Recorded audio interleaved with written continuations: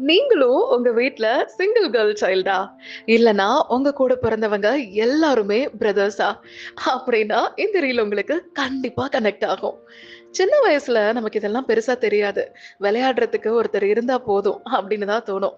ஆனா ஒரு வயசுக்கு மேல ஒரு ஸ்டேஜ்ல நமக்குள்ள இருக்கிற அந்த சின்ன சின்ன விஷயங்களையும், குட்டி குட்டி எமோஷன்ஸையும் ஷேர் பண்ணிக்கிறதுக்கு யாராவது ஒருத்தர் இருந்தா நல்லாருக்கும் அப்படின்னு தோணும்போது, எனக்கும் ஒரு சிஸ்டர் இருந்திருக்கலாமே அப்படின்னு மனசுக்குள்ள ஒரு சின்ன ஏக்கம் வந்திருக்குல்ல.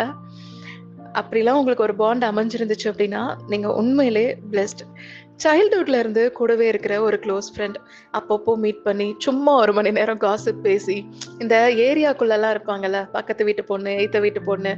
நம்ம வீட்லலாம் தைரியமா சொல்லலாம், "நான் அவ வீட்டுக்கு தான் போறேன்" அப்படின்னு. ஆனா, எந்த ஒரு கேள்வியும் யாருமே கேட்க மாட்டாங்க. நம்பி அனுப்புவாங்க. அந்த மாதிரி பாண்டோட இருக்கிற நெறைய பேர பார்க்கும்போதுல, கொஞ்சம் சந்தோஷமா தான் இருக்கும். உண்மைய சொல்லணும்னா, லைட்டா பொறாமையாவும் இருக்கும். ஏன்னா, இப்படி ஒரு பாண்ட் நமக்கு ஏன் அமையல அப்படின்னு அடிக்கடி தோணியிருக்கு.